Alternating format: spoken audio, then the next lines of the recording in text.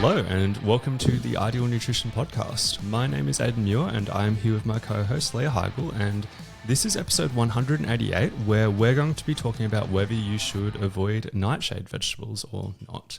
And the reason we're talking about it is just because it's just a common question, to be honest. It's just something that comes up a lot. Specifically, I'd say mostly in relation to autoimmune conditions, but there is also just a lot of talk about it in general, so we will go through and answer this question. Starting with what nightshade vegetables are. So obviously they are a group of vegetables, but specifically from a certain type of family.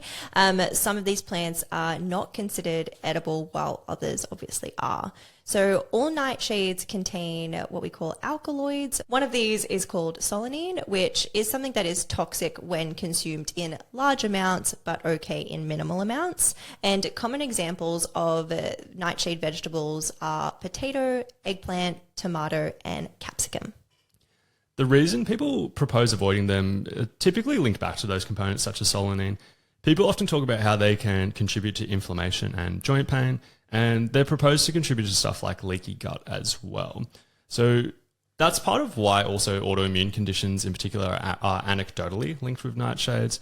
And some people talking about this will act as if it is the cause of all problems, but other people do have a much more nuanced take, proposing things such as maybe it's only relevant for certain people and maybe it's only relevant for people who might have allergies or intolerances to nightshades specifically. Yeah, I wonder actually how much crossover this does have with histamine, which we did an episode on a couple of weeks ago now. Yeah. Just given that there obviously is crossover between like the tomato, eggplant, etc. There's a bit of both, yeah. Yeah. So looking a little bit further and kind of maybe some general flaws in this thinking. So mechanistically, we can look at some of that stuff. So solanine does not appear to be harmful at a population level when consumed in quote unquote normal amounts. For example, regular potatoes do contain solanine, but the amount is typically super insignificant and not an issue.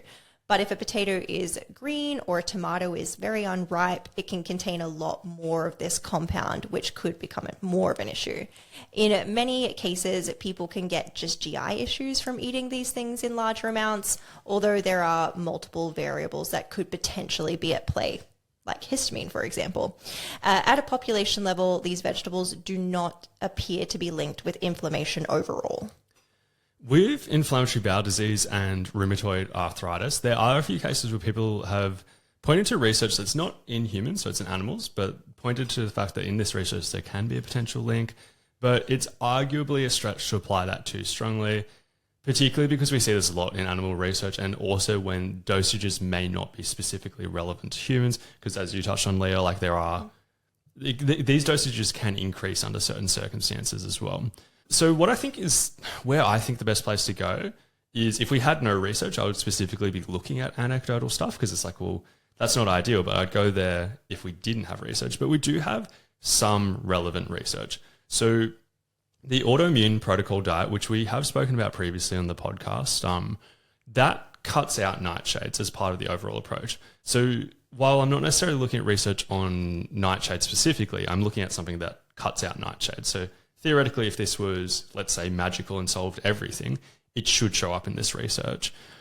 And the short version is that, on average, the limited research that we have on the autoimmune protocol diet has found modest improvements in autoimmune conditions on average. But, as I spoke about in that other podcast, we also see improvements when people are improving their nutritional quality in general of their diet. If they cover a bunch of different micronutrient inadequate intakes or deficiencies, often symptoms improve a little bit as well. And in those studies in particular, I would say that things were swayed a little bit because there's a bit of added buy-in because they were reading books on the subject. Like they were reading books that were saying, here's how good the autoimmune protocol diet is. And then there was self-reported symptoms. So like if you think you're doing something that's going to help you, that could be a little factor there. But although I'm mentioning research that's not specifically on nightshades, it gives a bit of an insight that it isn't necessarily a simple solution for a large percentage of people with autoimmune conditions.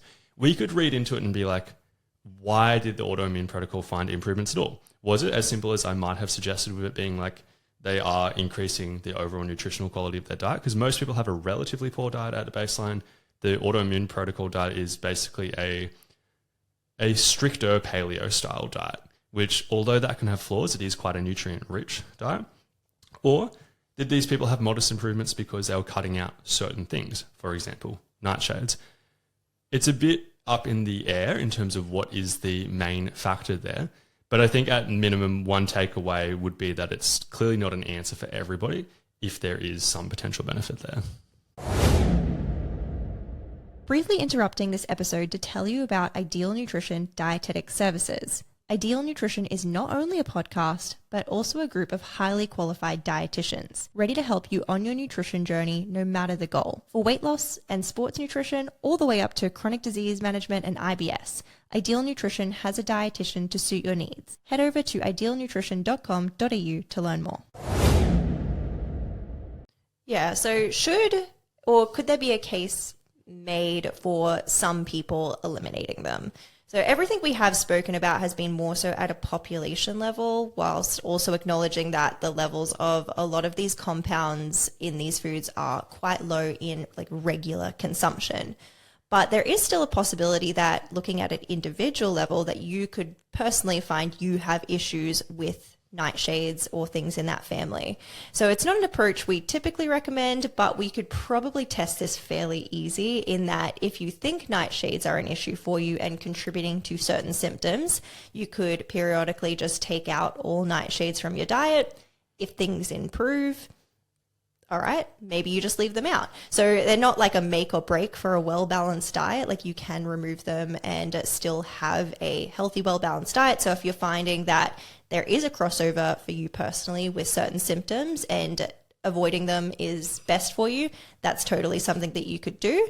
But we would say it would probably be best to like have a little bit of trial and error over time where maybe you reintroduce them at various intervals or play around with introducing certain ones in certain quantities to test things like, well, are you only reacting to certain nightshade vegetables? Is it only in certain quantities? And like, is there a certain level of tolerance there? So I think there's definitely like, it's worth playing around with and not seeing it as super black and white, but it is something that you could trial if this is something that's on your mind and you think is contributing to certain symptoms.